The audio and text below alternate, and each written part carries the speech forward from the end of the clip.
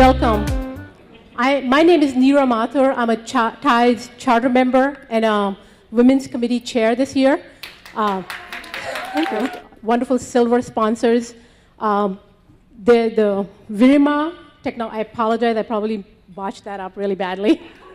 Dosha Bank and McGardley. So thanks them. Please, our bronze sponsors and our media sponsors. I want to make sure that if you walk around and you see somebody with a sponsor badge, please thank them because they are the backbone of TiE and they help us out. Marilyn, Jen, and Kanchana, thank you all for being here tonight. Marilyn will be moderating. Marilyn Johnson is the Vice President, Market Development for IBM Corporation.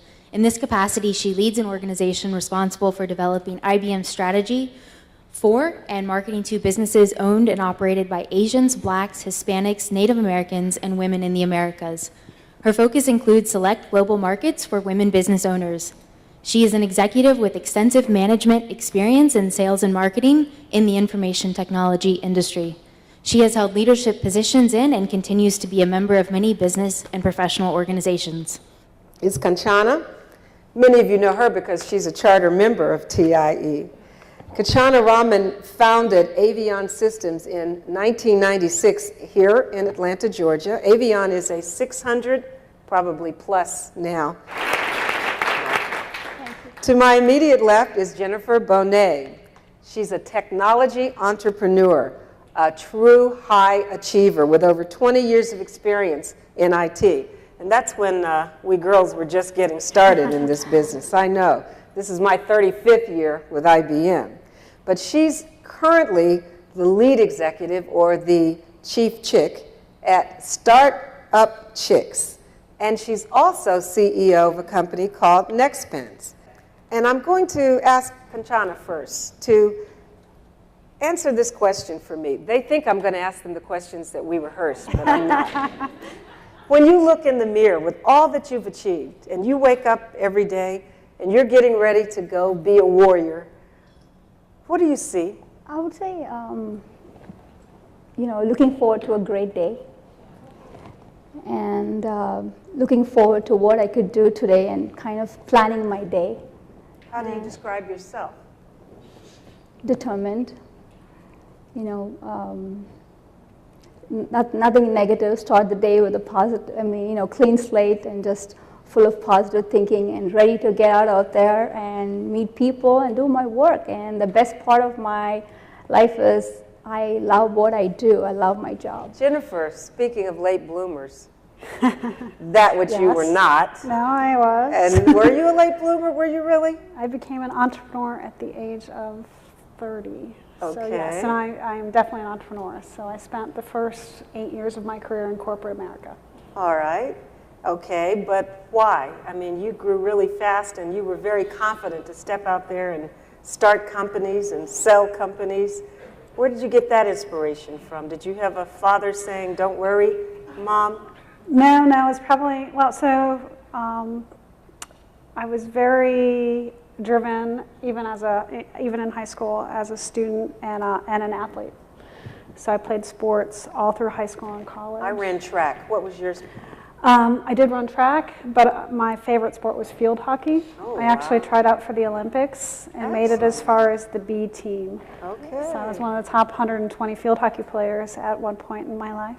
Is it any different, Jennifer? Focus, hard work, and persistence? Those are certainly three of the key characteristics. When I look back over my career, I think one of the things that actually, as a woman in a technology field, allowed me to accelerate my career faster than anything else was actually a willingness for it to be okay to be vulnerable. So when I first became a manager in corporate America for a software company, my first job, it was actually at a company called Indus International here in town, TSW International here in town, and all of a sudden I'm running a development team of 20, primarily men. I was probably 28. Oh, wow. And so one of the things that I used to use with them, and at first my boss, VP of development, balked at it, but one of the things that I would do is I'd be like, okay, I would actually lay out the entire story for them. Here's the number of defects we have. We need to ship by this date, otherwise we don't recognize revenue. what does this mean?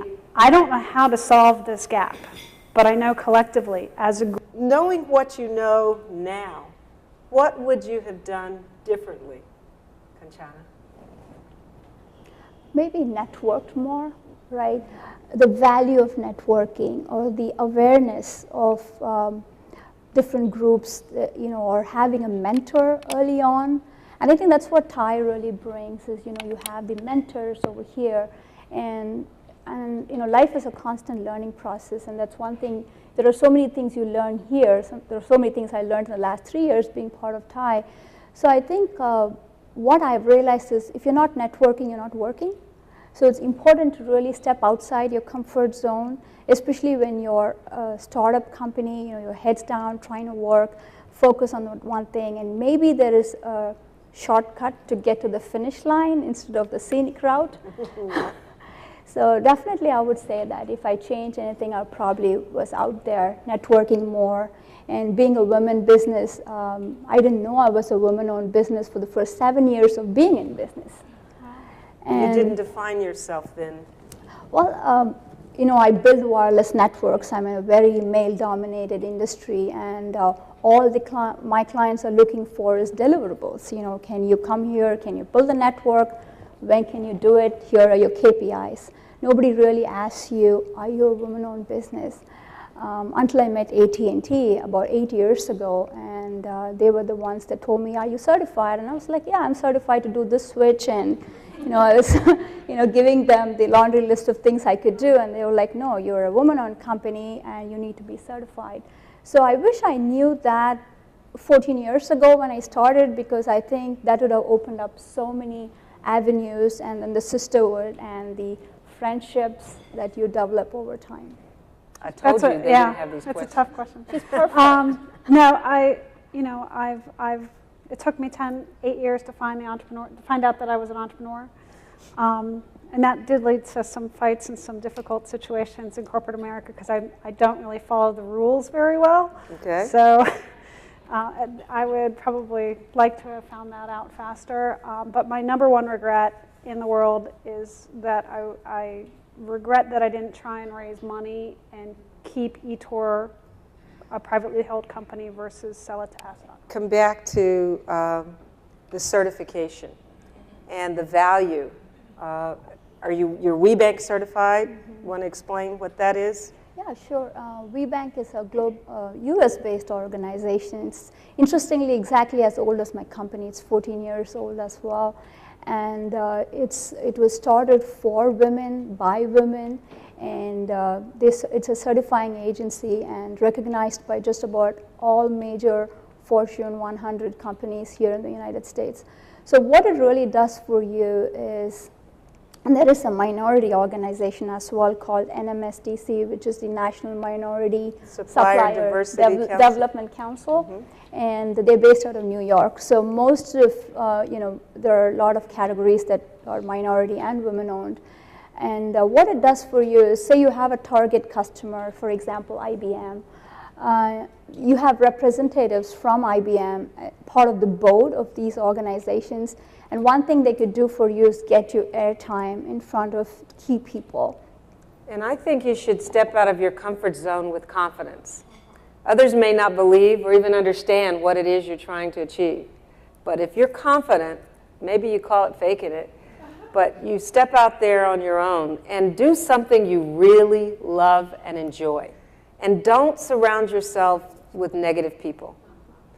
Remove those people. Be polite to them.